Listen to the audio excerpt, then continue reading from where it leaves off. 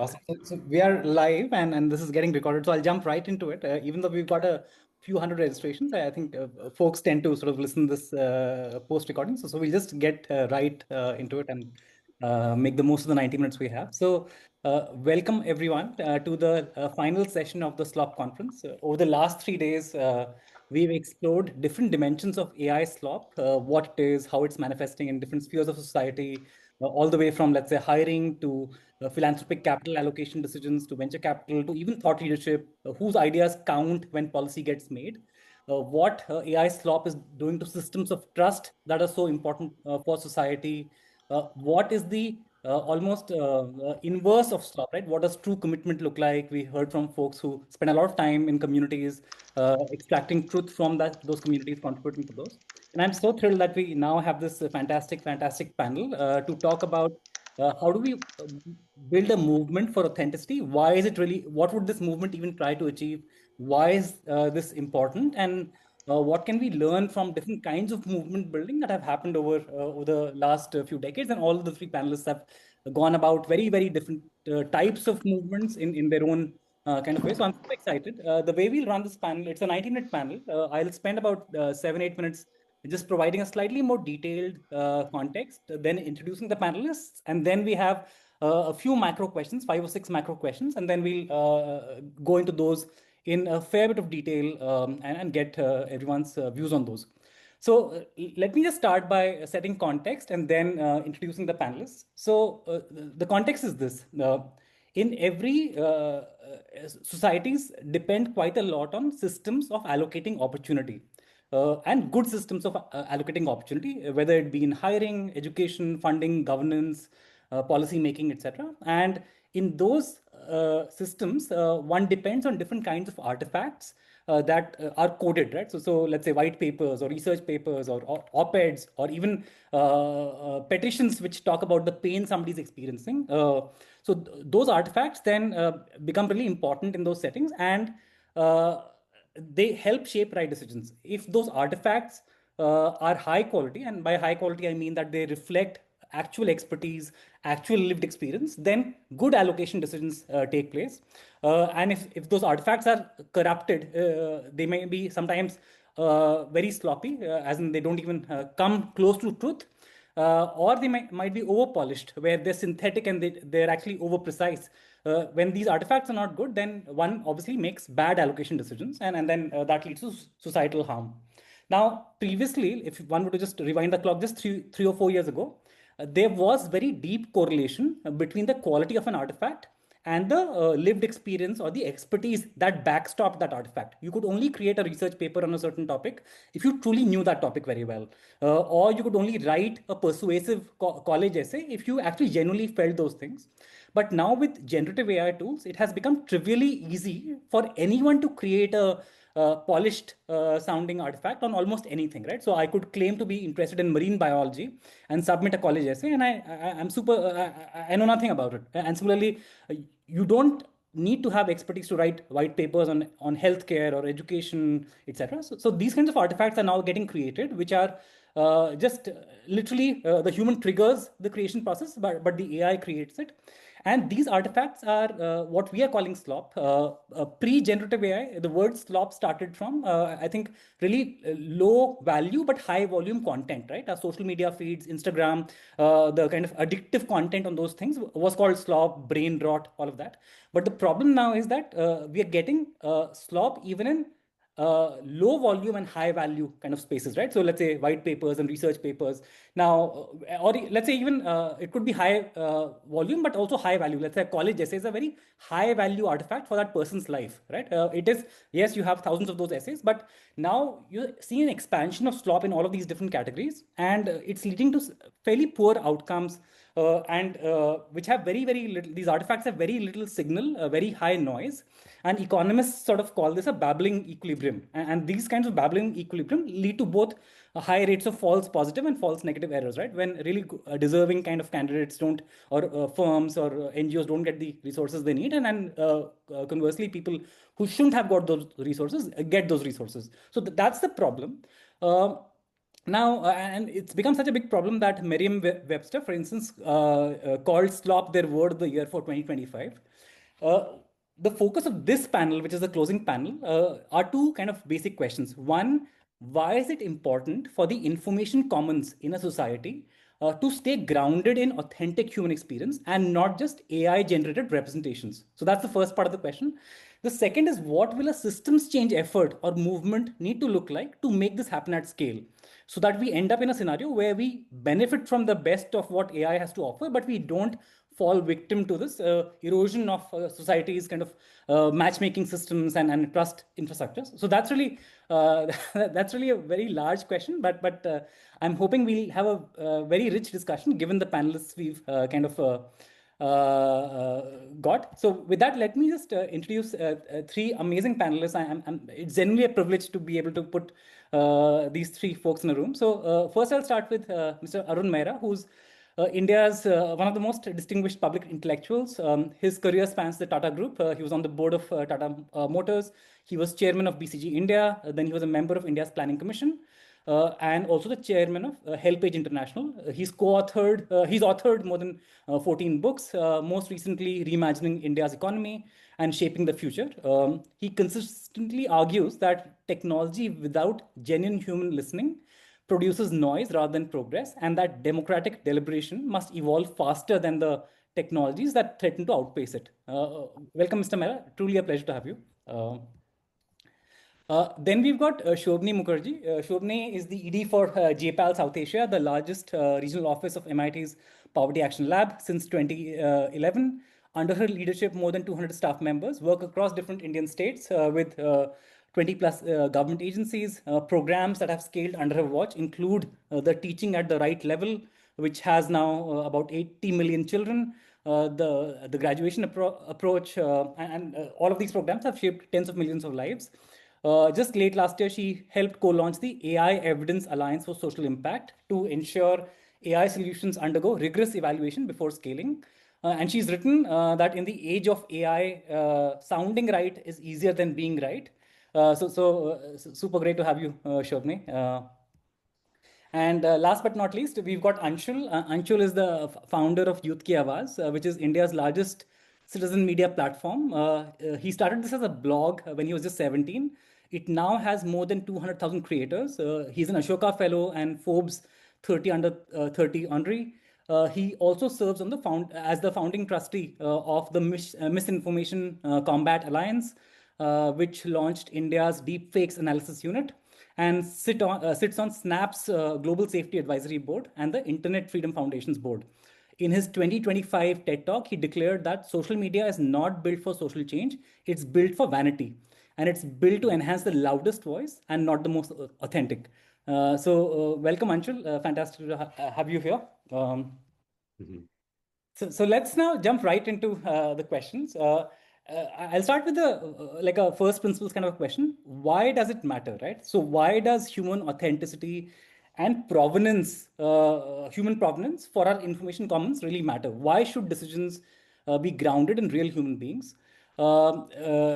What breaks when the link between some sort of a formal artifact and somebody's real understanding, commitment, and accountability is severed, right? So why does it matter?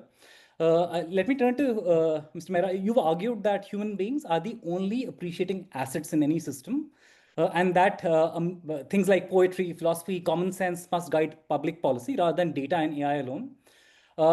What have you seen over your decades of experience leading different organizations and firms? What have you seen happen when these attentional mechanisms and decision-making processes lose their grounding in real human judgment and lived experience?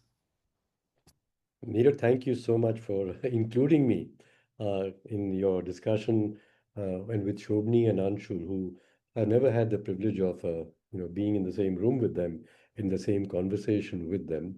And Neeraj, the way you have framed this whole discussion around, as you said, a very core question about. Now we're going to see what is that core question, but you put a question in front of us, and then you have broken it out into uh, aspects of that question or contributors to answers to that question, which you've given to three of us. And hearing now Shobhini's work about her work and Anshul's again by you, I say, gosh, I'd rather listen to them to learn more about this very important subject from persons who are much closer to the technologies, because the question is harboring a lot around, technology, and can technology help us to learn, and now can technology help us to, I think, listen to human beings. And so let me say my experience. I was invited by Dr. Manmohan Singh to join the Planning Commission as a member in 2009. He'd already been Prime Minister of the country for 5 years and Chairman of the Planning Commission. And do remember that he was the person who was is still celebrated and was celebrated more so as the founder of the new modern Indian economy by liberalizing trade and reducing the role of government in supporting industry. And of course, the pressure from economists to balance budgets and keep the rupee value stable, etc., so that the government wouldn't have to raise more taxes, and it had to keep cutting down its expenditure on building education systems, health systems, the basic infrastructure that people would need in their for their lives. And so he said, Dr. Manmohan Singh, to me that I'm inviting you to become a member with me on the Planning Commission. And I know, Arun, you've said to me that you're not qualified because you're not an economist, which I'm not. And that is why I'm asking you to join. I myself, he said, I'm considered a pretty reasonably good economist. And so are the people on the present Planning Commission. And we have enough of world-class economists available to guide us from outside India and within India itself. There's something missing in the way we are making policies which should be benefiting the people. So here we are, the fastest growing free market economy, as we used to call ourselves, democratic free market economy, because China was faster than us and had been for a long time. But after that, we are the largest and fastest growing economy. So, shining India, shining was the thing, because our GDP has been rising. That was the main criteria, only criteria. And it's not somehow helping the people. For example, just at that time, there was a big controversy whether the growth pattern of India's economy after the liberalization had contributed enough to lifting the incomes of people at the lower half of the pyramid, and removing, abject poverty also, unlike China, where it seemed to have done much better. So he said, what's wrong with the way we are thinking about an economy and the policies, therefore, that come out of that way of thinking about an economy, and that the measurement of it as GDP is sufficient to gauge the health of a whole economy. So, since you're not an economist, you're not stuck in that way of thinking, but let's take the objective is the purpose of a government and the purpose of planning in any country is to help the people who are not yet uh, sufficiently well off, sufficiently included in the growth, and we are not doing well. So while I'm giving you the subjects of industry and urbanization, which are the necessary subjects for, we think, modernizing our economy, but please, the central question that you are going to be helping us with is what is wrong with the basic way of thinking and the planning and policy making that is to be changed. So I was pretty stumped anyway, but I had, fortunately for me, my grandson, who's 7 years old at that time, visiting from the United States, where he was born, and he lived with my son, Indian, and his wife, but would come back, every second year or something to visit grandparents here. And he had been here when he was 5 and been here when he was 3, and this is now he was 7. Previously, I was at BCG as a chairman and stuff and different. Um, and this time I was with government. Not that he was aware what government does, except that, well, I was driving around Delhi, being driven around this time in a nice white ambassador with a flag in the front and a light on the top, and which he loved, with people saluting and he saluting back at them at 7 years old. But as he was going with the salutes, I noticed that he was getting nirash, uh, and he said, "What's the government doing here? Counting daisies?" So there was an alarm in the car saying, because he yelled, this little fellow, counting daisies. I said, "What do you mean counting daisies?" He said, "Can't the government see? There's so many poor people. There are more than there were last time when he was there in the same places."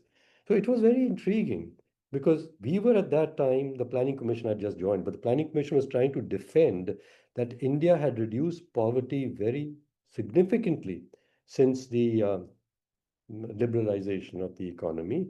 And he said, can't the government see there are even more poor people than there were before? So look, on one side, the poverty line was saying poverty has been reduced, but here's a child actually observing and saying, I'm seeing with my own eyes that there are more poor people than before.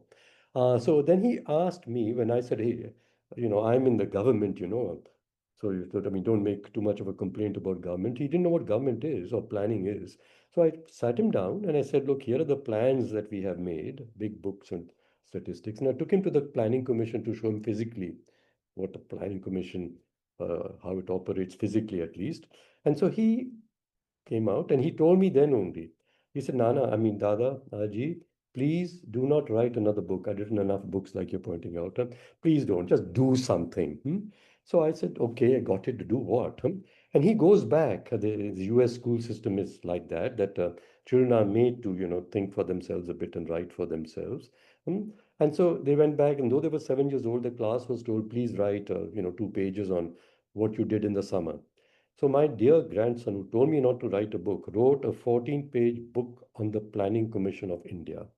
And every page had a picture and then some words explaining. It had a content sheet in the front and it had you know, what do you call it, an appendix explaining a couple of the terms at the back. Really well done, I must say, the 7-year-old. So then the last chapter, the last page of the book, there was a picture of a man, big man, sitting behind a big desk, and me probably that he had seen in my office, and a very poor man, stick man, folding his hands, thin man in front. And it said below that, the planning community of India, it started as a book about the planning commission, it ends up on the last page as the planning community of India, is a place where all the poor people of India can come and there will be someone there to listen to them. And then they will not be poor anymore. I just struck. What is he saying? Just by being listened to, does a person feel less poor? And indeed they do. They feel respected. They feel considered. So they don't feel poor in their social and knowledge significance. Okay. Secondly, then, of course, as a scientist myself, applying my mind that if we listen to a variety more of people like those beggars on the streets that he had seen in Delhi, instead of counting them, counting the daisies, like he said, we'd have really understood what poverty means to people, real people, and what it is that would help them to reduce their own levels of poverty. So, by listening to the realities of the people whose lives you wish to improve, you can make better policies also. So, this was great. So, I told Dr. Manmohan Singh, sir, that I think we need to get a process of listening to the people of India. So he smiled at me in his nice, quiet way. He said, I know, I've been reading your work. That is what you do. You gather the variety of people in a large organization inside and the customers and suppliers and large system in the room with the diversity in it, and you make them listen to each other and they get the shape of the system formed before them, and then they do understand each of them, the leadership understands what has to be done to change the way the system is operating so that everybody's lives, suppliers, workers, shareholders, everybody's life is being improve together and not one at the cost of the other. So this is what exactly, but on a national scale now, my goodness, Neeraj. So I did get the help of several people in the civil society of India who created a big platform called Vadana Todu. Why have you broken the promise that you made in our constitution? That India would be a country with Purna Swaraj. Every citizen would have equal opportunities, political, social, and economic. We are far from it. And planning was supposed to be and governed by the people too, not just for them. Hmm? So, how do we listen? So, the point is, we had to change the way we planned, getting away from getting data and statistics and stuff, which my grandson pointed out, looking at all those pages of statistics. He said, what is all these numbers about? They're like the daisies, he said. Just shut up. Get the voices of people into the plan. Now, I don't want to take more time to tell you about the human assets and how that is linked to curiosity and learning, but tell me now or later, I'd like to build off the story to answer the specific questions that you asked about human assets. And And, hmm? So profound, Mr. Mehra. But yeah, please feel free. Maybe a couple of more minutes on the human aspect, please. Yeah, so human aspect, you see, how do societies learn? Societies progress, nations progress by learning to do things that they weren't able to do before. Yeah. And if they've got to catch up with more developed nations and economically be able to stand on their own feet in trading with those nations, they've got to develop capabilities that the developed, we as a yet to develop country do not have, which the developed countries have. So every nation is learning, the systems inside, enterprises are improving their capabilities, people are going through college and all, like you were talking, like people say, and learning too. But the system as a whole must develop capabilities that it does not presently have. And developing nations must develop those capabilities even faster because the others are learning constantly also. So the ability to learn faster than all potential competition amongst nations and the ability to learn faster amongst all potential competition amongst enterprises, which has become very significant, Neeraj, because the competition to your enterprise will come from outside your industry, out of left field, right field, underneath. You don't know. So to keeping on benchmarking yourself against your own industry and finding best practices within your industry to do the things that your industry presently does more efficiently than your competitors, you're going to be falling off the whole game. And you have to be just learning faster the new things that may be required in the world. So it comes down to the child, like my grandson Viren. Children are born curious. You say this is your subject. They get bored of just paying attention to that. They start fiddling around and wanting to tear apart something else. That is it. They want to keep understanding the various things that seem to be present together. You find it hard to make a child concentrate on be better at this one subject. And it's linked to the way education is designed or science is designed. We break knowledge of a complex system because it's too complex into component parts. And scientists specialize in a part. Education is training people to be specialized in one part, and the parts don't talk to each other. They don't listen to each other. So while we're becoming sharper and sharper, understanding each of the parts and being more efficient at performing each of the components of a system, the whole system is falling apart. It's not talking, the parts are not talking to each other, listening to each other. So human beings are the only appreciating assets that a nation has to start with because only the human beings are there as your assets that will learn. You at this moment don't have, and the whole world doesn't have sufficiently smart learning artificial intelligence system. So it's a mug's game, I say. We've got the best learning tools in a system, which is the human beings. We should be encouraging the use of more human beings in our enterprises so they will improve the way the enterprises function, which is the lesson Japan taught the world.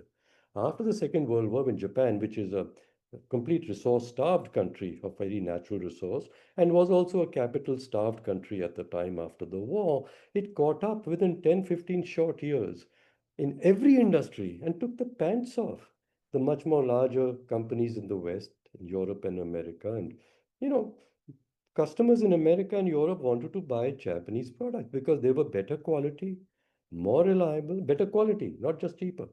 Initially, yes, cheaper, but then they became the premiums and the poor Americans had to, downscale the prices you charge for a Ford car to compete with a, Lexus, right? So how did Japan learn? They just made people the sources of learning and improvement of their enterprises, not forcing industrial engineers onto them, not putting more computers into their enterprises. Hmm?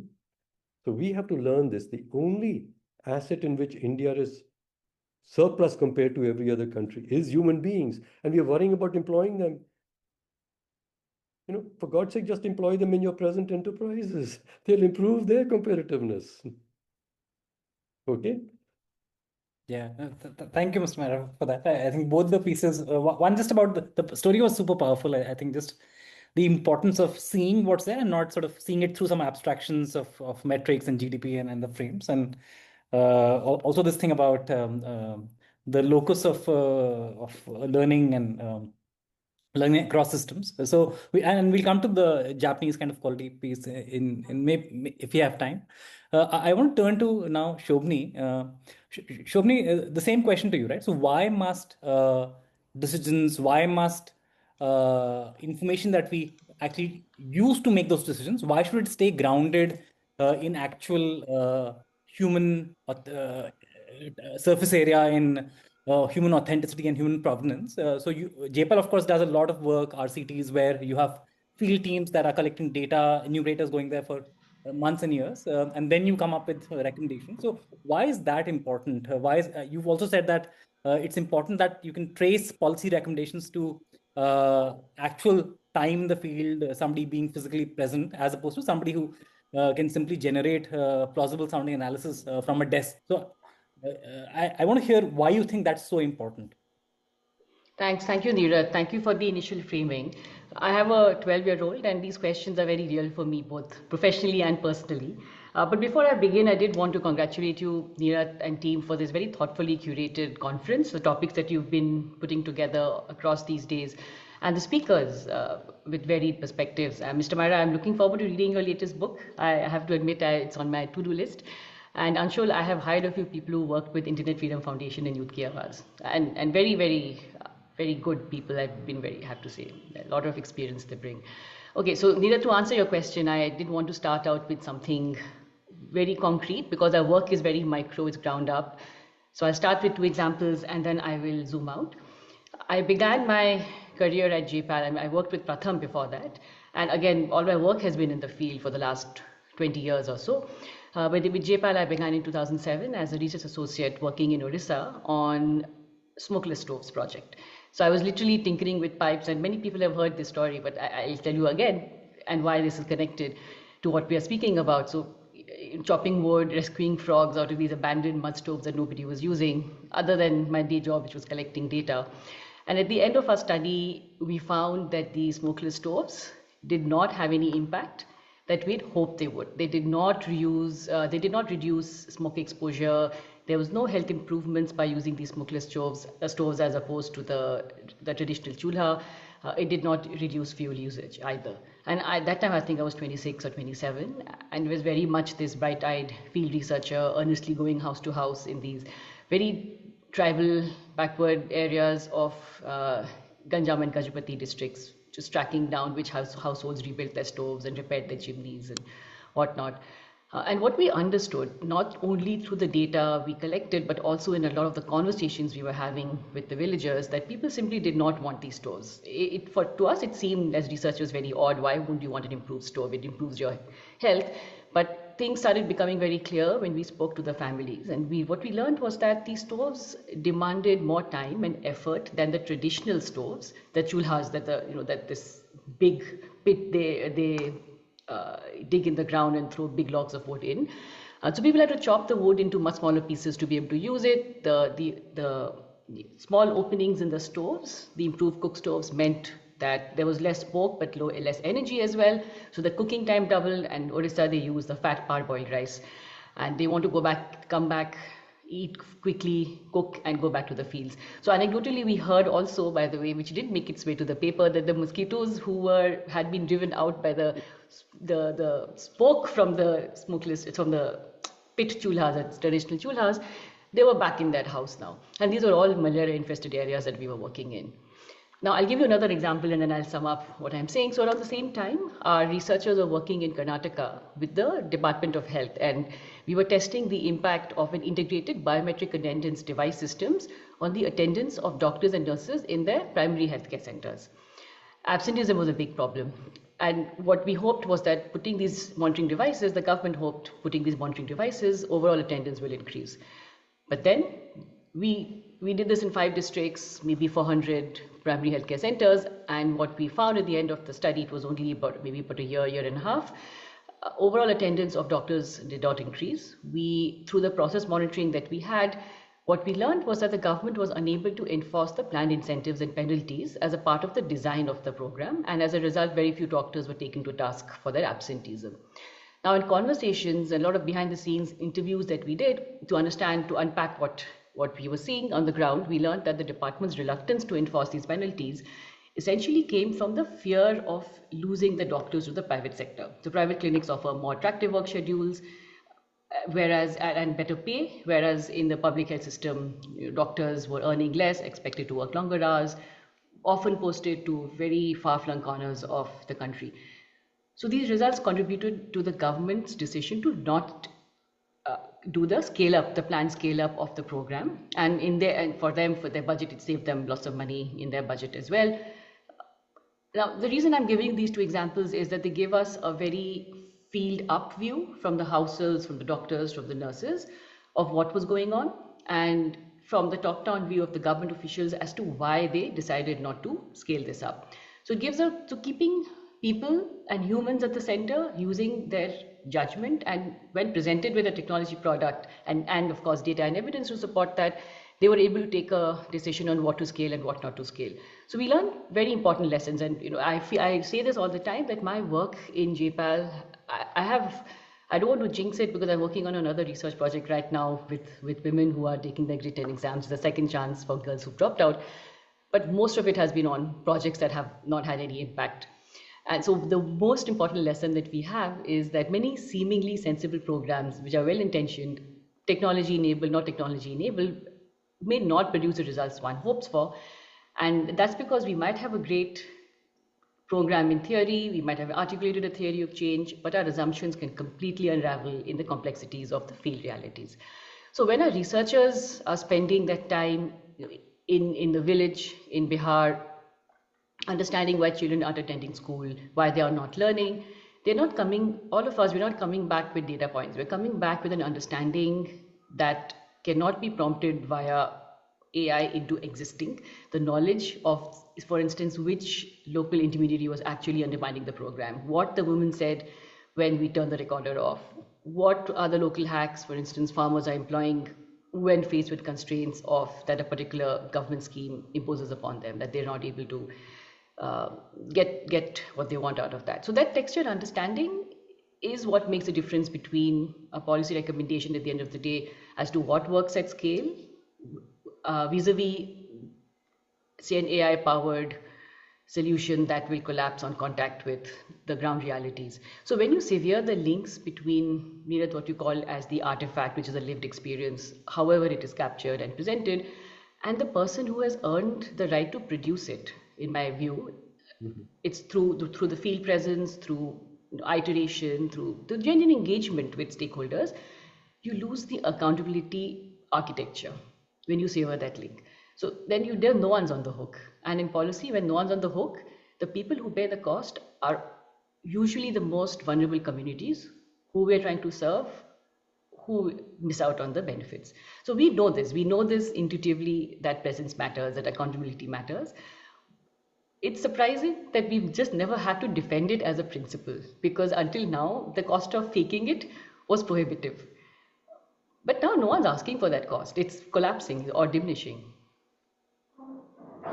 Yeah, no, thanks, Shobhini. I really love the phrase you use, the right to produce an artifact, right? And then the agent who produces an artifact, they earn the right to produce it, and then that gets taken seriously. I think that's exactly the fault line now, right? That people who don't have the right to produce that artifact, who don't have the knowledge or that immersion, are producing those artifacts. And like you said, the asymmetry between costs of actually going there, doing the hard work and producing something versus just creating it through AI, that asymmetry is expanding. So even now, I think there's very little appetite for research by and large, but that appetite will shrink even more when the deltas in time, the deltas in cost increase. And of course, love the non-obvious truth and the unintended consequences piece that you pulled out from the mosquito piece and the stoves and the attendance piece.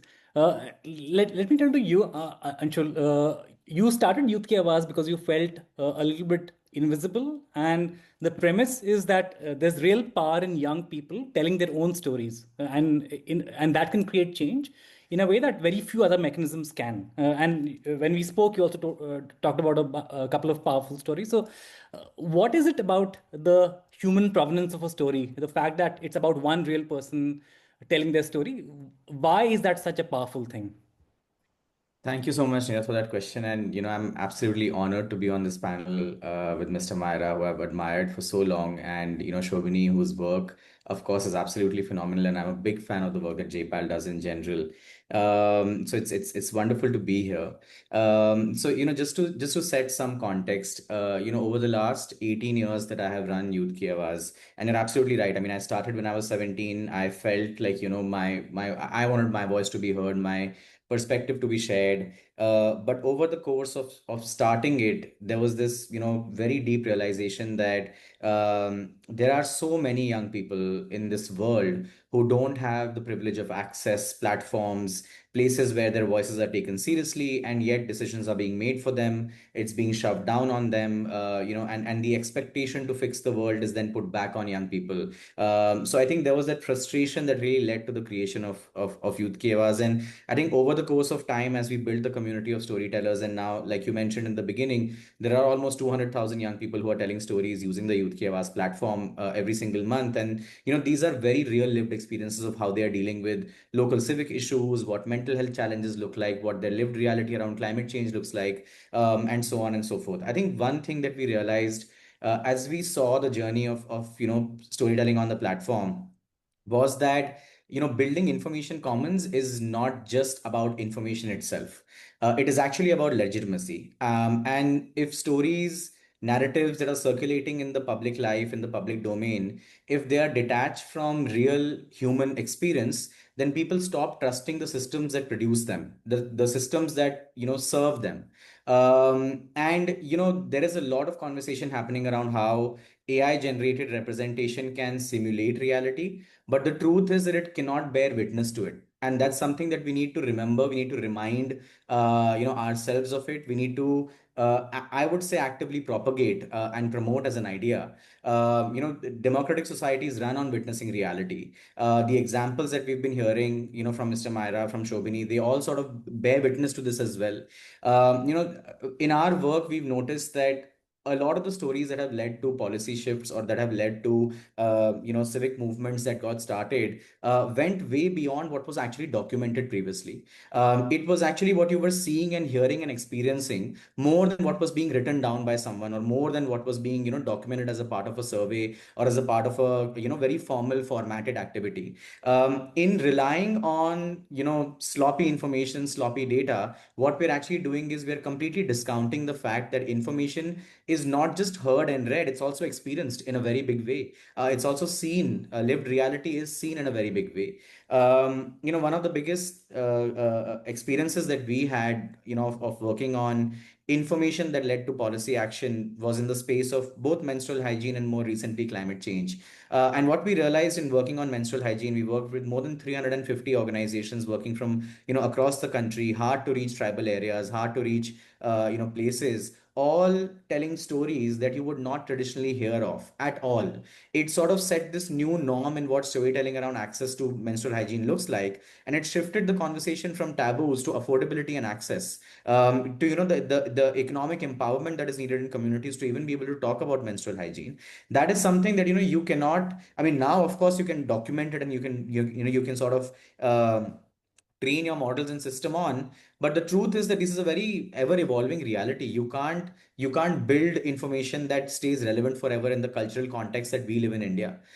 Same with climate change. I mean, when we talk about climate change, there is a very systematic way to talk about it, but then there is a very real lived reality. We work in cities like Indore, we work in peri-urban rural areas where even the language around climate change does not exist, because there the lived reality is so different. It's so difficult to just articulate how climate is impacting people. Farmers in Maharashtra who are dealing with the fact that earlier they were told that move from millet to rice, and now they're being told move from rice to millet, and their land has been completely tarnished because the water has been completely depleted. All of these things are so difficult to document unless you really experience it. And I think the power of storytelling truly is to add that legitimacy that is really required, instead of simulating reality. And this, Neeraj, we recently launched our effort to understand and build more public perception data. We've been conducting very large scale surveys, across the country. We've built a community of nearly 300,000 people who are responding to our polls. 200,000 people who are responding to our polls, and I feel like the more we go into it, the more we realize that, there is this very dystopian AI reality that is also hitting this survey and public polling landscape, where synthetic personas are being created, where simulations are being run with those synthetic personas, where a 70% accuracy rate, a 60% accuracy rate is being celebrated, and so on and so forth. And again, what it's really doing is that it's leading to a collapse in trust, where people will start wondering, is this real? Did this actually happen? Who is the one who's speaking? Who's experiencing? Are you actually talking about? I remember, when in 2011-12, Youth Ki Awaaz had started just formalizing this idea that we need to run storytelling campaigns to make people understand experiences. The main reason why we were doing that was because we realized that, data sets and data aggregates don't really create resonance and relevance and proximity for people. What you need is powerful stories. What you need is real lived experiences. And what we're again going back to, and actually the world moved in that direction. Everybody moved in that direction, where they realized that, data alone does not help. We need both data and stories. Stories alone don't help. You need data to add legitimacy. Now the place that we're, sort of unfortunately levitating towards and celebrating and going towards is a place where power eventually becomes centralized. Information commons becomes dominated by AI generated content. We don't know who controls the models. We don't know who controls the data. We don't know who controls the distribution algorithms. We don't know who controls the public narrative. These are all privately held entities, privately held, organizations. You don't have the power anymore to distribute, the way you used to earlier. The narrative reality itself completely changes, and if unchecked, the risk that, you are re-centralizing narrative power grows significantly, and reality ends up becoming completely flattened. So again, like I'll just take a step back, because I also don't want to build a very dystopian reality of what's really coming and what's likely to happen. But this is stuff that we're seeing in the real time on ground, when we're in policy discussions with policymakers, when we're talking to organizations that are working very deeply with decision makers across businesses representing consumers, or across decision makers representing beneficiaries of critical schemes. We are noticing that slop is sort of sinking in and seeping in, to all of this. So I feel like that is something that is worth pushing back on, because I mean, our entire experience of now, more than like I said, seeing millions of stories being told, it consistently tells us that societies don't run on pure information alone. They run on lived reality. They run on that reality being visible in the public life, and they run on the visibilization of that reality, leading to responsive policy making, responsive decision making, and not very reactive decision making. So I think, I mean, I'll pause there, but in my perspective, you cannot discount the value of lived reality by adding a model or a system that tries to aggregate it, churn it, turn it into a process that leads to more sloppy decisions, more sloppy information, and so on. Yeah, thanks, Anshul. Thanks for making it so real, and history of Youth Ki Awaaz, and also the power of narratives, right? So, and you started talking already about the risks that we are now facing, but I want to get a little bit more granular around the risks of what happens when we almost lose touch with lived experience and start relying on these very nice sounding representations that AI can generate. So I'll maybe just take a minute to lay out the way I see the risk, and then I'd love to have Mr. Mehra and then Shobhini come in. So this obviously a supply side to AI. There's a demand side to the AI's production, right? On the supply side, AI is extreme. So one, it's almost ingested all of the coded knowledge in the world. It's very, very good at sounding fluent. It takes a fraction of the time, at least right now, while the information environment, while the data corpus of these models is gradually getting polluted, it still has enough primary data that has been built over decades and decades of human work. Now, so if one were to ask AI right now, you could get a reasonably nice sounding answer, which is packaged in a way that actually then on the demand side, it pierces all our biological barriers, right? All our behavioral barriers. We are more likely, there's a lot of research that's showing we are more likely to believe a AI written cover letter or a narrative than a human written narrative, right? Because of just the narrative fluency and the packaging of that. And then when we start doing that, then we also then start expecting the same level of narrative fluency, the same speed, the same level of detail in other artifacts that we consume, right? So my question is, I see a very real risk of the equilibrium shifting to a very dystopian thing where we are, on the one hand, it's almost like a very smooth sound talking machine, which is divorced from reality, but it sort of pierces our defenses, and we start actually preferring that against the expensive work of listening to the field, really.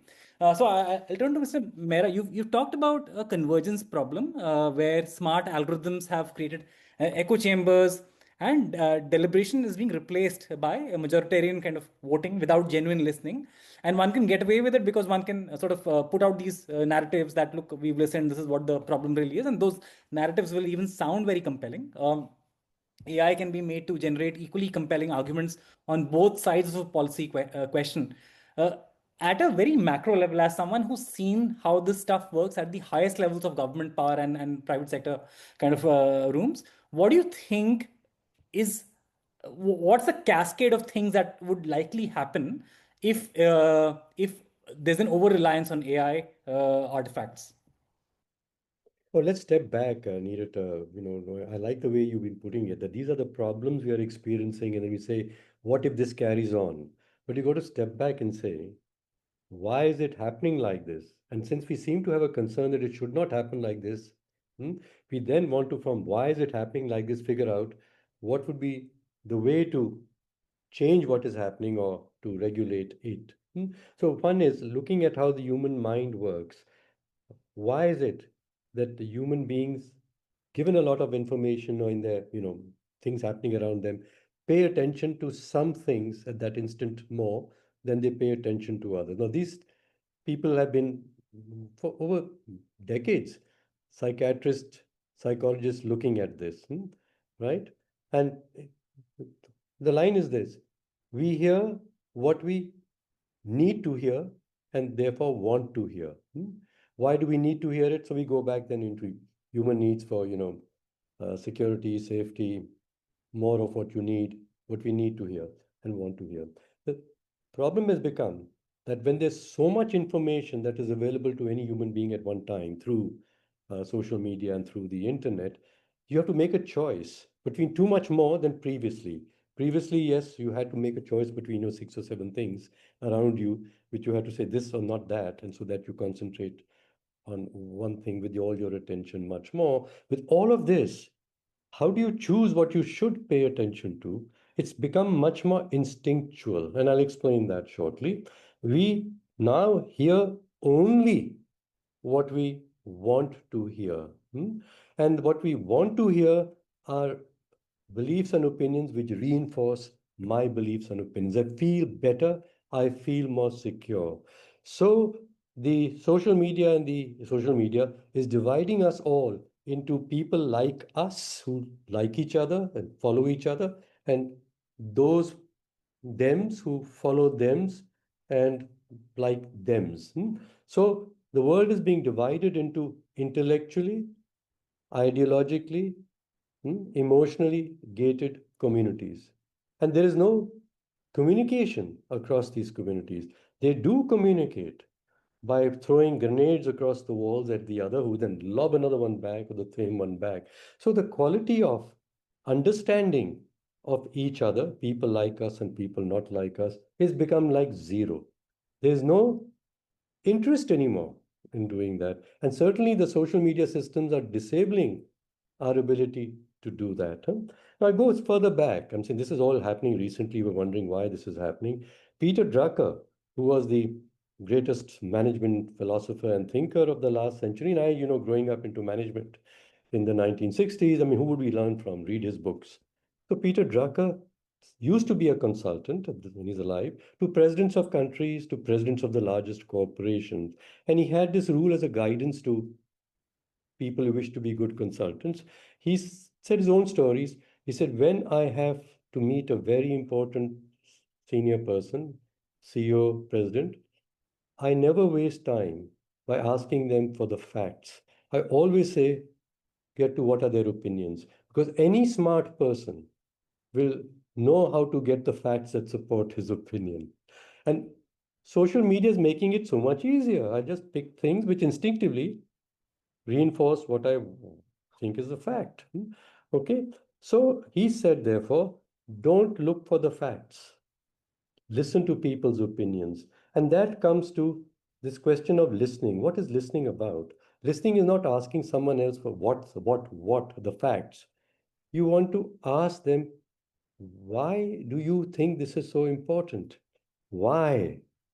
Understanding how they are making a selection of certain information which they are considering the most important fact. And you say, I wouldn't think of it that way, but just don't try to debate them that this is not an important fact, or maybe because I'm a better scientist than you. We're coming back to the common people. Just ask them, why is this to you so important? And then they will, if you are a little more patient, they will tell you how it became important to them, their own lived experience. Okay, so our selection of what is important to us comes out of our lived realities. We learn for the sake of our own survival and our success things that moment, at that time in our place, we need to pay more attention to. Okay, so we're understanding through the eyes of someone how this comes back to JPAL, how the system locally works, the various sides of it together.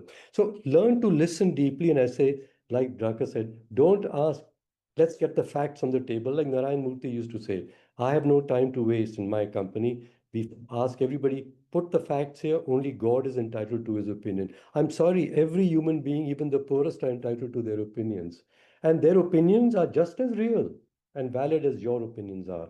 So ask them, and I go through the three whys.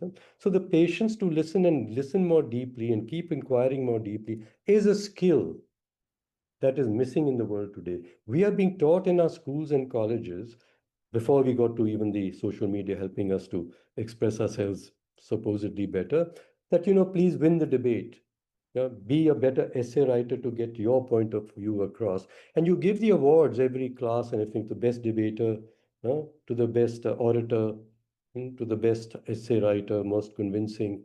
You're never awarding students who are the best listeners to others. So I say one big change in education should be that you should award every week the person who proved to be the best listener during that week. So you're paying attention to know what does listening involve, and then encouraging. First, the teachers have forgotten it, but encouraging teachers and the students to say, well, just be curious, and curious about things that are different looking to you, seeming different. This is how, well, learning will improve all around.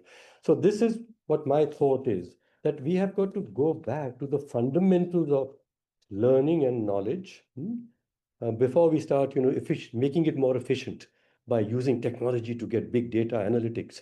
And what the data is about, we're not able to understand. You don't need big data to understand the complexity of a system. Simple facts about 6 or 7 different things, like Shobhini mentioned about what actually happens in a kitchen in Odisha. There are mosquitoes. There is time shortage. Listen to the whole system, observe the whole system, not one problem. You decided as a scientist that, smoke kills people. And this is happening right now in northern India, that we are saying there's a pollution problem, so we must eliminate the sources of the pollution. Well, look at the whole system. If the way of eliminating the sources of the pollution is going to be more expensive electric cars, the poorer people are going to be more exposed to walking around unsafe streets and getting not just more polluted, but also killed in the process. So look at the whole system, the various things that are contributing to the several problems in the system. Yeah, no, thanks for that, Mr. Mehra. The whole thing about going almost upstream and building some fundamental muscles of listening and then taking a horizontal kind of systems view, and not just treating this as an isolated technology problem, but a much larger human systems problem. Shobhini, I'll turn to you. Like, you obviously engaged in a very, very high touch way with government at different levels. Uh, looking at evidence, pitching ideas, discussing ideas. The best lies are sometimes very close to the truth, right? They sound almost like the truth, which is why they get by, right? Now, one of the risks I feel is very real with LLMs and with these. Let's say somebody could easily write up a quasi-expert could write up a health care white paper, which looks like the truth, right?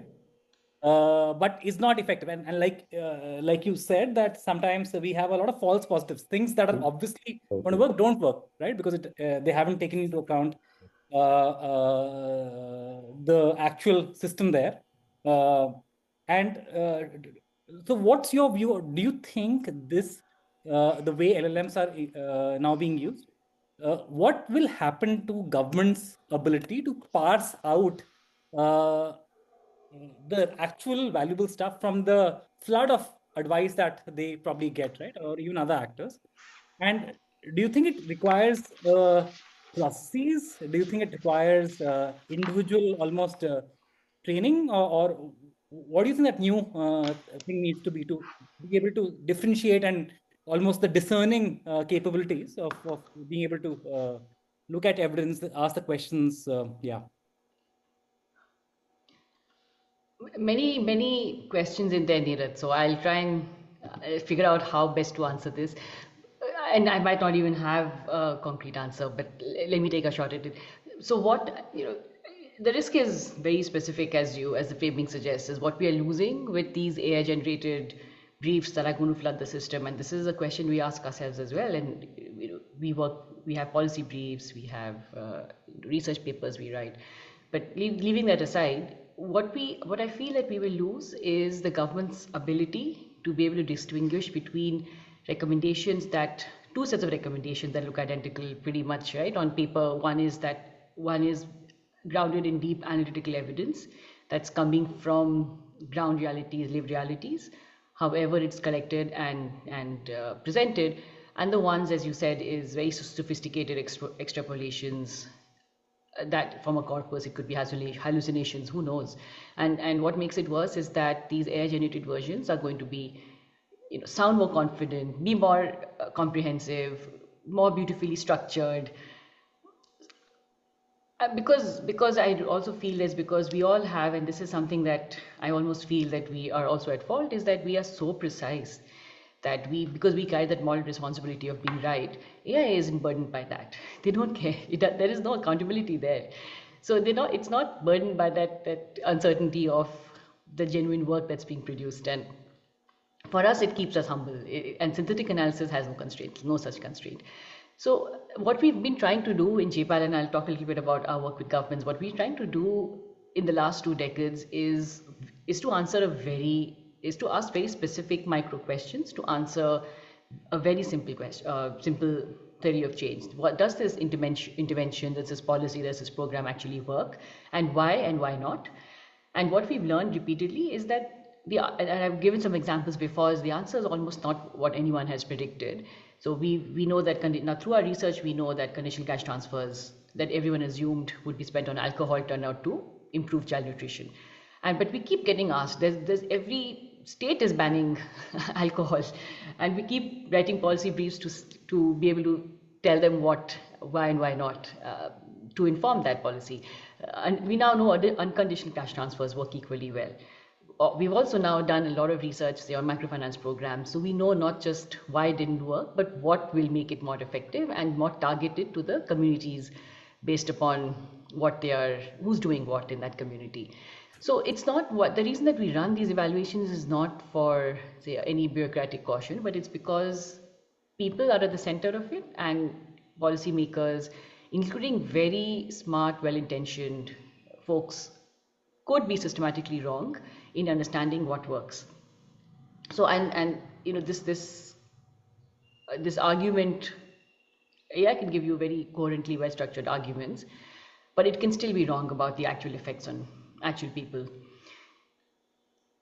So therefore, what we've been trying to do with governments is, I can't really speak on their behalf, but I think if governments and funders, we've been giving, we do policy briefcases.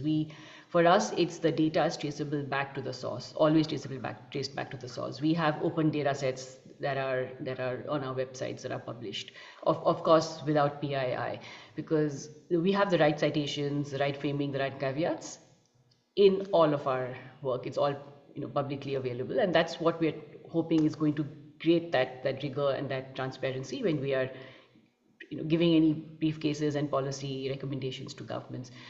And just to the points that have been made earlier, what AI cannot tell you, and that's what we're trying to bring out in the nuance. And we are not great storytellers because we're economists, but what we are trying to do is to tell you why this program actually worked in Rajasthan vis-a-vis in Tamil Nadu, and what were the unintended consequences, why were the effects different, what it means, what this difference means for the next decision to scale or take it to the next state.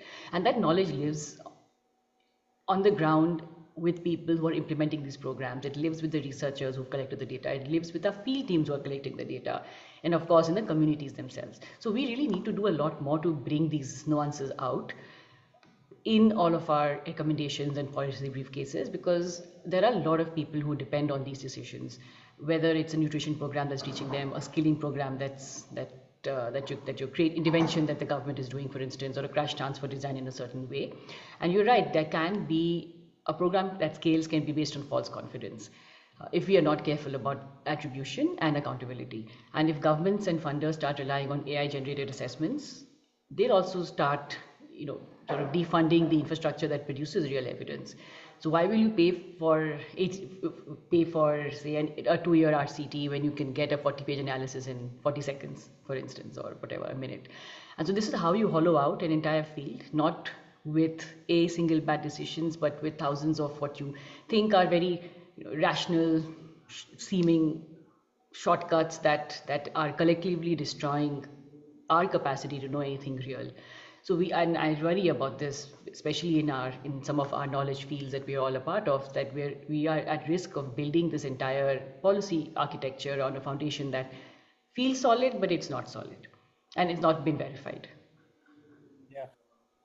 I don't think I answered your question, Neeraj, but no, I think you did. And tell me if I'm getting this wrong. So essentially, I was trained in physics, right? So I'm almost thinking of the resolving power of an instrument, which tells you whether something is true or not, right? So what you're saying is you need to invest in the resolving power of bureaucratic ability to make out what is good evidence versus bad. And the two design directions you've given is, one is you need to go granular, right? Because on the surface, everything can look the same, but the moment you break it down into a theory of change, smaller and smaller, then, and the causal effects between different layers, this works because that works.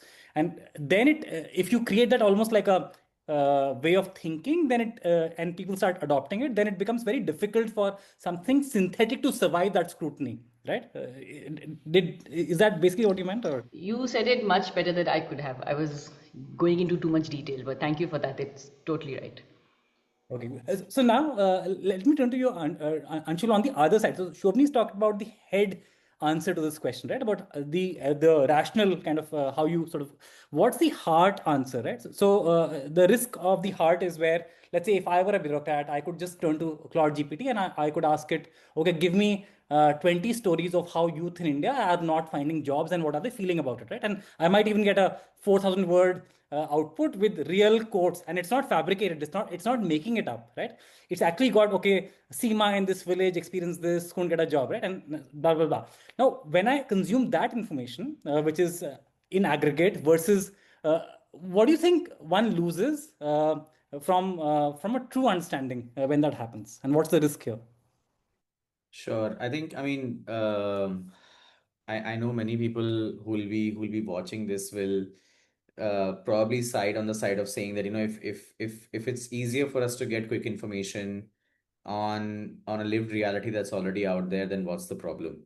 And to a certain degree, I feel like information access needs to be democratized. So of course, like, at the very outset, it doesn't seem like there is any issue if I'm getting authentic quotes, if I'm getting authentic information, and so on and so forth. I think there is a more nuanced way to look at what not just nuanced, but I feel like there is a more specific way to look at what the risk here, could be. First is that if we talk about, say, issues like job loss, The one thing that we need to understand is that in a country as expansive, as diverse as India, to assume that job loss will look the same every single in every single geography is absolutely wrong. There is a chance that the AI generated summary that you're getting, in aggregating the experiences, it also homogenizes them to a certain degree. Secondly, I think what's also very important to understand is that it assumes that all information is already out there, is rapidly updated, and so on and so forth, which to a certain degree via social media, yes, you can say that people are whatever people are sharing online is what is being used to train a lot of the AI models that we have in front of us. But at the same time, the reality is that we still haven't built a system where every single citizen of the country feels that their voice truly matters. So there is a significant amount of lived experience that is just not going out at all. So again, when you rely purely based off of what you're seeing online or what you're seeing summarized and given to you by a model, you're still losing out on a significant amount of authentic voices that do exist out there. So I think there is a big risk of drowning of authentic voices, because I mean, real human experiences, they are not rapid, they are not delivered to you in a few seconds. They are slow, they are contextual, because they are lived, and that's the whole point of it. The ecosystem of algorithms rewards volume and velocity. Maybe I don't think it rewards authenticity to that degree, right? And I feel like that's where the real risk is, that authentic voices hence end up getting completely buried under synthetic noise. And this is particularly a challenge when you start looking at marginalized voices, when you start looking at how not just economic but identity based marginalization, access to platforms to really put your perspective out, all of that is defined by your location, your caste, your religion, various other parts of your identity. There is still a significant amount of grassroots perspectives that are not rising to the top. Communities that are consistently facing challenges, their lived experiences are not rising to the top. So I think what it ends up doing is, it ends up missing out on what the reality could look like in different contexts, different cultural and lived contexts. And hence, very invariably, very subtly, it could also lead to manipulation, and that too at scale. Because what is happening is that there is, when you talk about a certain kind of an issue, there is an overwhelming narrative flooding that happens on the internet, or in sort of data platforms and so on and so forth, that a lot of these models are being trained on. So there is this overwhelming narrative flooding. There is a lot of manufactured consensus that is being built.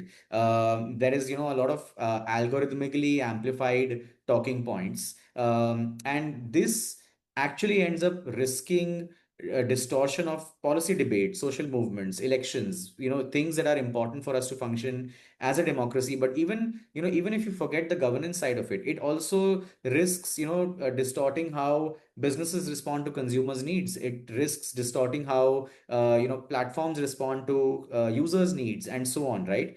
And the other thing is that there is value in understanding the importance of expertise versus imitation, the importance of deep research versus summarization, the importance of lived experience versus simulation. And that is something that creates a very credible knowledge, a certain degree of a very credible knowledge hierarchy. So it's not a problem if I'm going on a chatbot and saying that I want to understand this issue better, and I'm going to do a research using this chatbot, and I want to go deeper into it. I don't think it's a personal, it's a problem. I have done it, I know my colleagues have done it, I know people in my own circle who do it all the time. In fact, now for me personally, AI bots are replacing Google to a certain degree as well. But the question is that, does it mean that I limit my curiosity to what the bot tells me, or does it just become a starting point for me to understand that, okay, this is a lived reality, how can I find out more about it, how do I dig deeper, how do I actually go to places and platforms and and organizations and research organizations that actually give me a much more nuanced perspective of what's really really going on. Because right now it's fine, as of today it's okay, it's not that off, it's not that bad, etc. But the speed at which things are going, could we imagine a future where the knowledge ecosystem itself could get polluted with just very synthetic, very aggregated data that declines the quality of what you're really consuming. And it also de-incentivizes the actual a collection of ground reality, understanding of ground reality. If there is excitement around funding an AI based model that can summarize and aggregate lived reality, it also completely de-incentivizes the actual work that needs to be put into understanding those lived realities, right? So you have hence a collapse of an entire pedagogy of developmental work that has happened for decades to understand what people are really going through and what they're really dealing with, to be able to create more responsive policies. So I think that becomes another big risk. And I do want to say that there is, I mean, even if we remove all of these lenses, because we work so much with young people, one of the things that we realize is that young people, at the very heart of it, their creativity, their curiosity turns them into creators, and not creators in the social media sense, or not in the social media sense alone. It turns young people into writers, into journalists, into artists, into community storytellers, into people who start valuing authentic human experiences. When a child is growing up, there is a very authentic sense of curiosity that exists. And the question that we need to ask ourselves is that at what point do we start devaluing that? Because the moment we start devaluing that, there is also economic damage that will occur to the same young people when they grow up, when they're not ready to face the challenges of how the world is now. When the whole way we are looking at economic viability of a growing young demography completely changes. And lastly, another risk that we are seeing significantly grow is that people start devaluing what democratic participation looks like and what is the value of democratic participation. If everything, if my lived experience is discounted,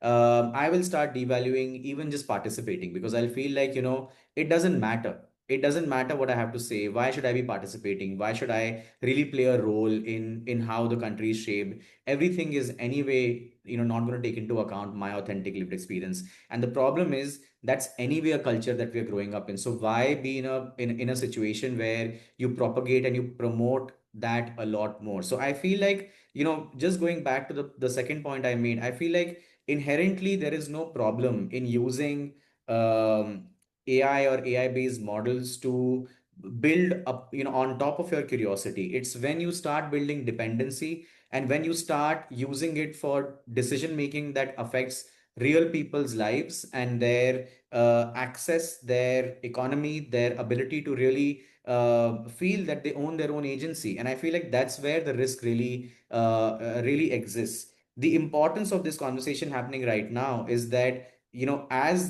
as we go into a world where it's inevitable, what AI will do is completely inevitable. I think it's good to have this conversation right now, because we can truly define what guardrails and what regulations look like. And I feel like that is a very important conversation to be had as well, along with, of course, just our ability to discuss social and cultural risks that all of this brings in front of it. I feel like, I mean, I have been very openly going on TV debates and talking about the need for regulation, and the importance of building a properly regulated guardrail system. And I feel like that's really important for us to now start discussing and having a discussion on, as we go deeper into it. Yeah, thanks, Anshul. I think that segues nicely into the solving of it. I like your part about LLMs being the springboard for curiosity for other action and not being the finish point. And how do we sort of enable systems that get there? So, because we are only about 15 minutes away from close, I'll make it a two-part question, and would invite all of the panelists to come in and with a meaty answer to that two-part question. So the first part of the question is, how do we even define the system? If we're trying to get to a situation where AI slop doesn't overwhelm our information commons, where these decisions get taken well, and people are making the right use of AI and not sort of limiting themselves to it. So one, what does the system even look like, and then what would it take? What kind of a movement would it take to get to the right equilibrium? So I'll start out by maybe just adding a little bit more nuance on the system side of things, right? We've had some really interesting discussions over the last 2 days. There are three nodes, and it's very tempting to make this just about one node, right? It's very easy to make it just about the individual exercising ethical choices of how they use AI in their work, etc. Right? The bureaucrat or the individual creator and so on. The second is the government, the regulator, right? So it's also very easy to say that, look, you can just regulate this thing away and you can have rules, but there's messiness around that. And then the third is the private sector, the technology creators, right? It's very easy to say that, look, this is really a model problem or a product problem, right? But obviously, all of these actors come together, and of course, the civil society is the fourth actor. So my question is like two-pronged, and I'll start with you, Mr. Mehra. So how would you define the system? In your view, what is the system for this? And given all the work you've done in systems thinking, the framework you have, which has three parts of the system: being, thinking, acting, and also this whole Fireflies kind of decentralized solutioning and processes that cut across horizontals for deliberation. How would you sort of invoke that solutioning process to solve for this? So how would you define the system, and what is needed to solve for it? So since the time is short and you've asked so many things to be answered, okay, I'm going to give just a line for each of them. What is a system? I think, beginning to understand that a system has many parts to it, and the parts combined together, the way they interact with each other, creates an ability in the system. So just improving each of the parts separately to world-class standards, breaking apart their ability to help each other, support each other, actually makes the system weaker and less healthy. And we can go to analogy of the human body. Okay, fine. But come to, therefore, we say the space, the ability to keep in mind the many parts of the system at one time and concentrate not just on each part and knowledge of each part, but how they relate to each other.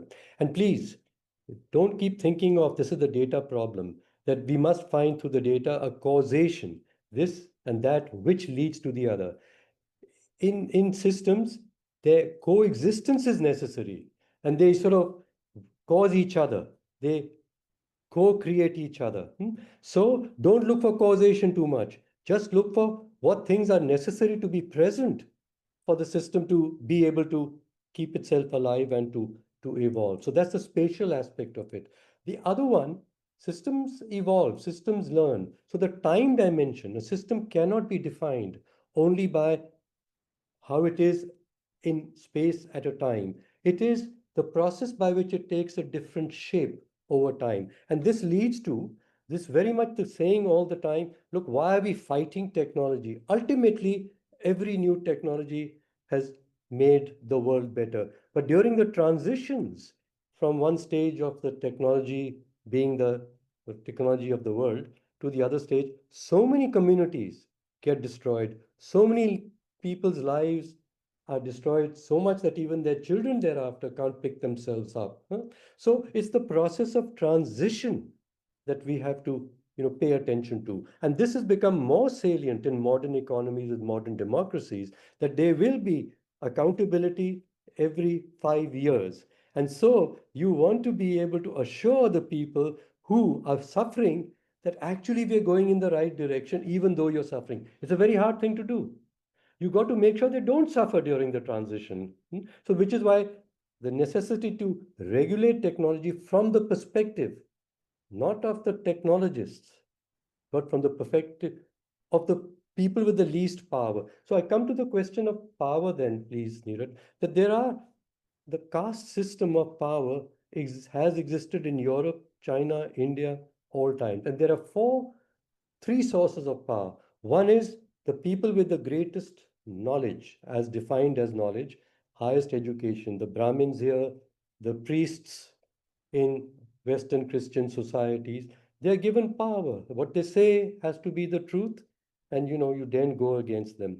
The other are people who are given the power of the danda, the sword, to create order and prevent, disorder. Okay, the Kshatriyas in our case, and the monarchs and kings and the others. These two are the highest sources of power in societies, have been. Then came a third class, and they were the classes who made money by trading, lending, and they were actually very necessary and have been and come to the rescue of societies in crises, but they were looked down upon, whether they were the financiers, and a lot of them were Jews in Europe, or in India. I mean, our merchant class had power, but we didn't rate them as being of the sort to be respected and worshipped, like maybe the priests and the kings. But yeah, we paid respect to these people. And below them were the people who actually worked, yeah, who had only themselves, their bodies and their minds to give and earn off. And so these are the working classes which have been in a Marx, of course, said, please pay more attention to the needs of the working classes and give them more power. But in the West, too, this is what has happened. In the United States, it's the, as we say, the blue collar workers, the people in the rural areas who are away from the Brahminical centers of knowledge in the East Coast and the West Coast and the universities. They're rebelling against the elite to say, you're not in touch with us. So there is, to MAGA movement, there is a social force that has created it, which is, I'm saying, not dissimilar to Dalits being pleased, allowed to rise. They've been suppressed by the elite too long. So we come to then technologists. Today, technologists have got the biggest power, a financial power, and we're beginning to respect them, that because they have the smartest tools, which they will give to all of us, we'll all be better. And this in the United States has become so concentrated, elsewhere also, but mostly United States, that it's the people who are the technologists who control the technology who are controlling the world. And by the way, the wealth in the stock markets of the West particularly, but elsewhere too, is all with people who are either of two things. Either they are owners of technology enterprises, and the prospects of growth in those enterprises is making paper investments very high, or there are people who make money out of money, the financiers.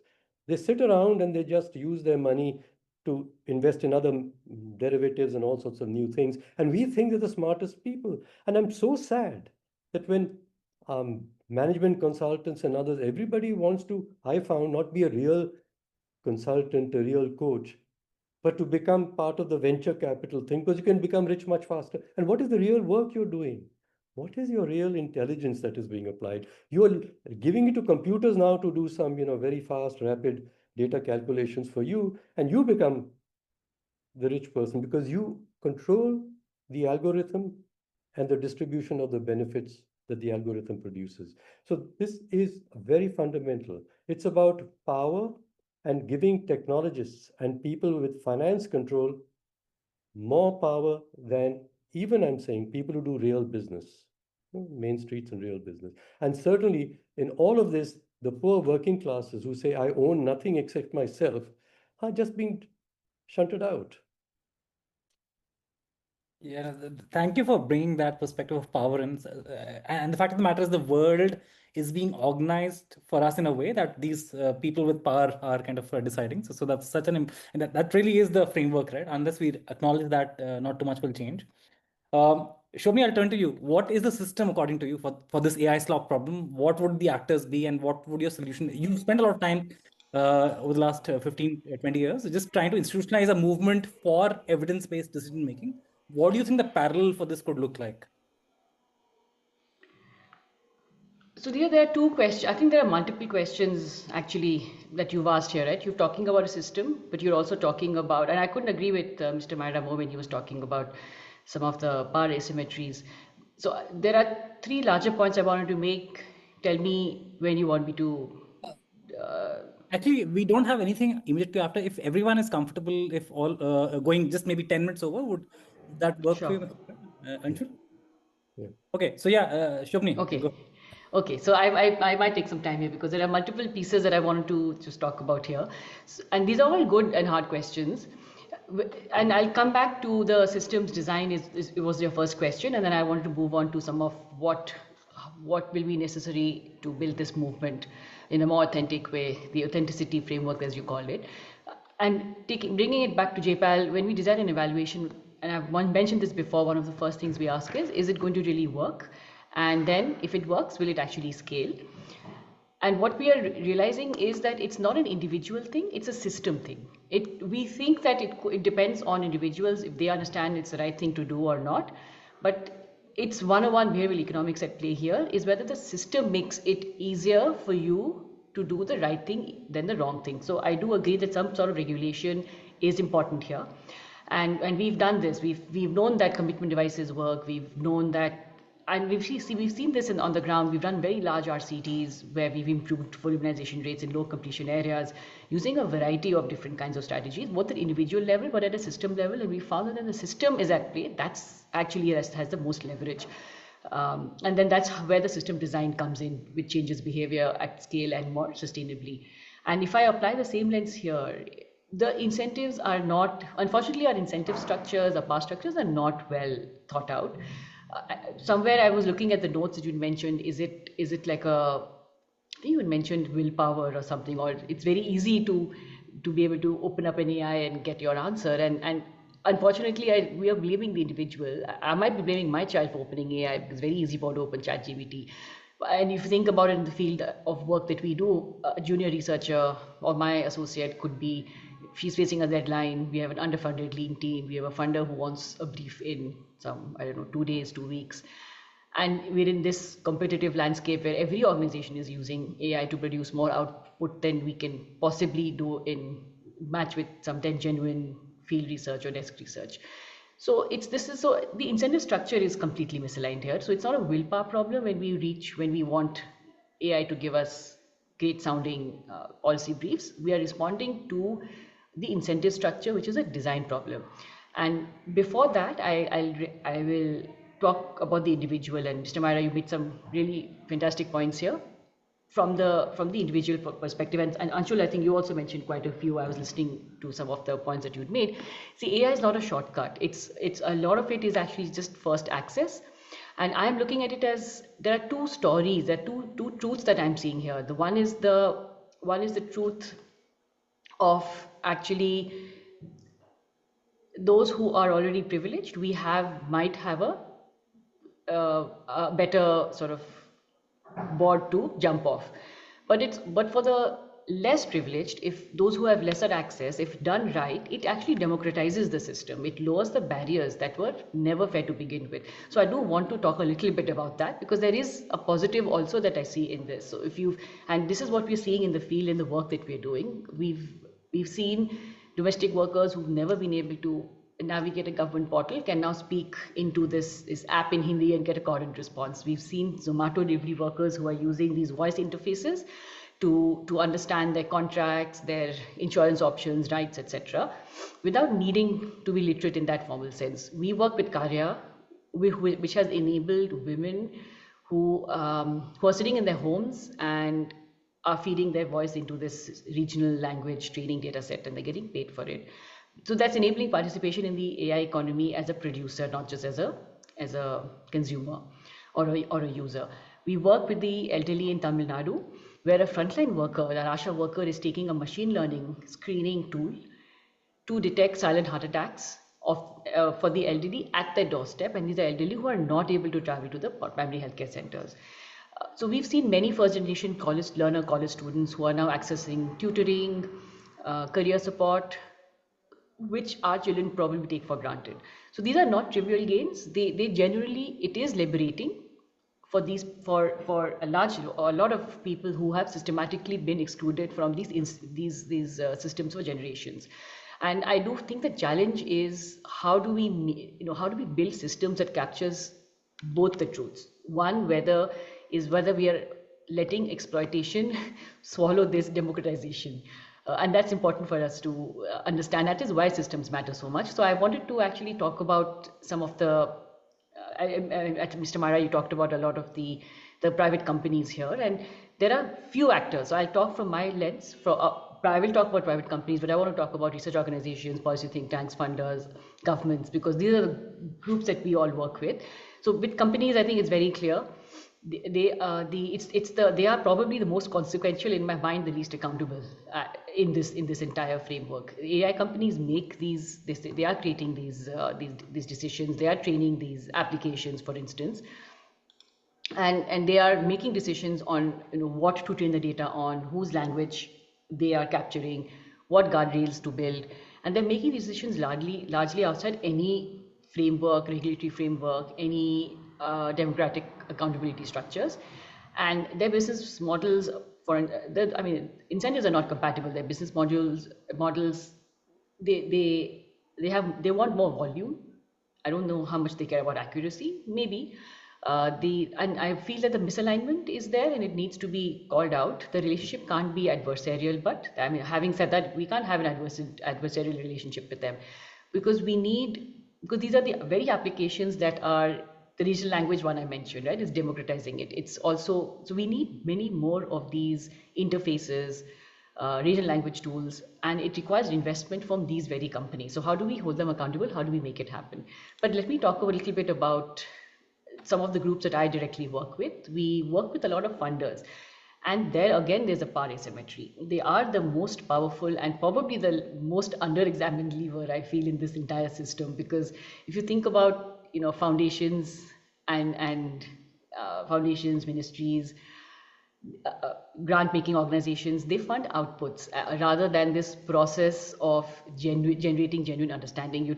One of you talked about being a good listener, how do we reward good listening? Here's how do we reward the process of actually getting it right rather than just getting that output. And they structurally incentivize slop. They might write strongly worded emails and blog posts about rigor and accountability, but the payment architecture is only rewarding volume. It's not rewarding, it's rewarding volume and speed, I would say, not the depth. So I'll try and finish in 2-3 minutes. So I'm going to give Anshul a chance as well. So I think one is just changing what funders pay for would cascade through the system much faster. And then just to be honest about our role in it as well, the publish or perish pressure in academic research, the pressure on think tanks to demonstrate relevant results and output by volume very quickly, the pressure on NGOs to produce monitoring and evaluation reports that demonstrate impact, those are very real pressures. So these all create, I feel they all create these very wrong incentive structures where we are giving AI this generated content, this superpower over us. And I think what will help counter this pressure is that we need to make their explicit choices about how will we genuinely certify genuine work. In medicine, for instance, you cannot publish a clinical trial without a registered protocol. We need more peer review stuff in AI. We need methodology disclosure. We need field work verification. We need some standards which I think need to be developed better. Last point I want to make here is in terms of how there are a few things that we do. For instance, in JPAL, and I've talked a little bit about it, we articulate a theory of change. We publish null results. We embed evaluations in government systems and not alongside them. So for instance, it might sound obvious, but if governments deploy AI tools without building infrastructure from the beginning, they will never develop the capacity to distinguish what tools are helping or what tools are harming. If you don't have a theory of change in AI, you will not be able to discipline against slop. If you are not investing, so I almost feel some of the work we're doing or that AI is doing in actually AI for social good, as we call it, is equipping frontline workers. That's something that needs to be tested also in terms of how it is produced, what good it's producing, but what unintended harms it's producing, and how it's protecting communities as well. So I think what ties all this together is a shift in the mental modes that all of these folks, funders, governments, companies, institutions bring to the AI lens. And for us, it's really important to see when we think about whether we're getting it right or not, it's the different signals that we're looking at. Process signals on things that we can measure. In field signals, for instance, in the fact that our AI tools growing faster than AI deployment growing faster than, say, the volume of rigorous evaluations that is holding it accountable. Or, for instance, are also the people who are participating in the process, are they in it? Are they experiencing it? Do their lived experiences shape the policy that will ultimately impact them? So equity, inclusion, measurement, these are very, very fundamental. And I feel that we are not doing enough to call these out. So I'll stop here. Thanks, Shobhini. Thanks very much. Anshul, I'd love to invite you for a couple of minutes on just what you think the system is and what do you think the levers are. And then I'll invite Mr. Maira for the last word on his billion fireflies metaphor and how that decentralized approach to this solutioning might look like. So Anshul, go ahead. Yeah, no, thank you. I mean, as Shobhini and Mr. Maira was speaking, I was thinking that this is exactly what I want to say. So I think there is so much that has already been covered, but I'll try and just add to it with one quick experience. So one, like I mentioned, I completely agree with what Shobhini said. We have to look at the other side of it as well. Where is it enabling people? I mean, on our platform itself, we noticed that young people who were earlier underconfident and not sure how to articulate themselves and are using AI to be able to articulate themselves better. They're able to share lived experiences better. We ourselves ended up building a bot called Gully for neighborhood level storytelling in cities and regions where language is a problem, where articulation is a problem, where access to education is a problem, where just using voice notes somebody can tell the whole story of how access to water, waste, related issues, etc., are a huge issue for them. And we're actually using this live in the city of Indore right now to work with the municipal corporation to identify water challenges given the recent incident that happened in the city of Indore. So I think there is a lot of good to be done, using the technology that's available to us and the way it's being built. And I think I also just want to reiterate what Shobhini mentioned about, keeping these tools in check. So we ran there is this brilliant project in the US called the Collective Intelligence Project, and we partnered with them to run an evaluation of AI systems on how they would respond if a person with a disability was asking the same questions versus a person who's not living with a disability. And this was based off of lived experiences that were shared, more than 6,000 lived experiences that were shared by persons with disabilities on our platform. And we were actually able to find out which model works well, takes into account the fact that the user is a person with a disability and answers accordingly, and which model does not, right? And we were then able to actually go ahead and file in the right kind of guardrail requests, red teaming requests, etc., with these companies to be able to take these into account. So I think a good amount of work needs to go into that. I do want to add, I want to just add one parallel, which is that how processed food is not banned, but there's a nutritional label that tells you that it's processed. I think we probably need to think of what a provenance layer of the internet looks like. When I'm consuming information, do I get to find out who created this, what is the source of it, and where is this, am I able to trace it back reliably to where this information is coming from? I think that is a system that needs to be thought of. I feel like the institutions that are actively capturing lived experiences and building high quality research, they need to be invested into. So while philanthropy and investment is excited about building a new age information system, how do we make sure that the guard railing system is also strengthened at the same time, so we don't end up in a scenario where it's one versus the other. It's both sort of complementing each other. And lastly, I feel like I think it'll really help to have I mean, this is probably a very simplistic response to your question, Neeraj, but having a more easily accessible public digital commons, public libraries, national archives, civic data repositories, places where human participation is encouraged. How public broadcasting used to work in a different time. I think that would be worth investing into, a system worth creating. And I feel like those along with everything that Mr. Myra and Shobhini have already mentioned would actually be according to me a very ideal place to head to to as well. So I'll just pause at that moment. I know we have just 2 minutes left to wrap this whole conversation up. I love that regulation, this whole labeling business, the provenance thing, and we'd love to chat separately about sincerity and the ease of the removal of friction in the real world, so that the asymmetry is not so much. So shared libraries, physical spaces, whether you can also ingest live. And Shomni, I saw your comment also on the chat. So I'll turn now to Mr. Mehra to wind things up with a question. Your metaphor of the billion fireflies is such a powerful and a very luminous metaphor. How do you think we can extend that to this problem? Like, what would that look like Yes, I think so. You brought it so well, you converged it. I'm going to say it very quickly. See, I do care for my country. Hmm. So I came back in 2000 from being a big hotshot consultant to international companies, United States and Europe. But my big concern was, why not my country? As you were saying, we got the best economists, we got business people who studied in the best business schools abroad and own enterprises here. What's wrong? So we said, let's listen to our country. Let's invite teachers, let's invite students, let's invite farmers, let's invite women working in their own enterprises, garment enterprises, small ones here and there, and also the economists and the business leaders of our country to listen to each other and understand what's going on in the system. And that's where we came to the insight about power, that actually, yes, a system changes in a way that it's by a process of cumulative causation. Those who have power use their power to shape the new systems, the new regulations, to enable them to remain more powerful.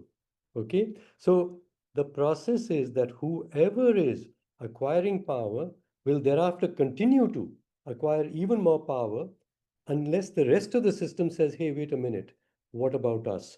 So it was like this, we found the United India story, that until about 1990, 91, the so-called planners and the experts, they were considered to be the necessary given powerful people, and it wasn't producing results for the country. So there was a model of leadership, and we called it in pictures the buffaloes that we give the big chaps, big space, and we hope that they will produce some ideas. And there are many buffaloes in the damn pond, and they, sorry, excuse my language, and they just a limited pond. And they're taking all the space of the discourse about the debates amongst themselves. And the people outside say, give me a little bit of space in the cold water, also cool water with you. But no, you don't know anything, let us figure it out. And it doesn't change. But the power is your position, which is based on apparently your knowledge of the whole system. Then what we did in 1991, we said, this is bad. Let's business entrepreneurship loose. The theory was that if we open up opportunities for entrepreneurship, then it's like grain being thrown into a courtyard. You open the court and throw grain. For the sake of you hope the little birds will now get more grain. But the big bird, the peacock, he descends and said, oh, good, more easily available grain. He hogs the space. And the poor little birds are waiting. I hope the peacock gets satisfied and leaves some grains for me. But the peacock is going to wait for the next set of grain and be the first one to get it. So the rich people, the peacocks, are the ones who are glorified, and they begin to, in fact, spend their money, their surpluses, as we know, on their own weddings and their own fine. And we again revere them for their wealth. But we are not getting anything out of it, the poor people were saying. The third is, well, we need order in this place, and someone needs to, straighten things out on behalf of the poorer people, let's say. And you say, well, we have Dandagari, and so we had the Naxal movements in India. And there were people saying, let's use dandas and, get rid of these powerful types outside. And so, for the sake of the people, they said. So, these three models of leadership, the tiger in the jungle rules the jungle, the buffaloes in the small pond rule the space of the whole pond, and the peacocks rule all the opportunities, the economic opportunities. We said this is exactly what is going wrong in the country, but we found around the country, like I said, a lot of good changes being produced, remarkably by people who have very little resources, no positions, very little wealth. And we thought that they aren't the best educated. So these changes produced in local communities were being led by quite often older people, quite often women, and quite often even young people. What was the source of leadership of these people? It was a inside energy they had, a desire to make the world better, not for themselves. The incentive in business is so much grow the business to make more for yourself. These people were out to make the world better for the few, many around themselves. So they took the first steps, things which were not considered to be the normal modern things to do, but steps that felt to them the right things there. And others, when they realize that these people are doing things which are for us, they begin to support that movement of change locally, how to maintain the local water system, or whatever, many things, examples. So that became the model, that fireflies who have their own energy and they're very small, they are the real seeds of the transformation of the system.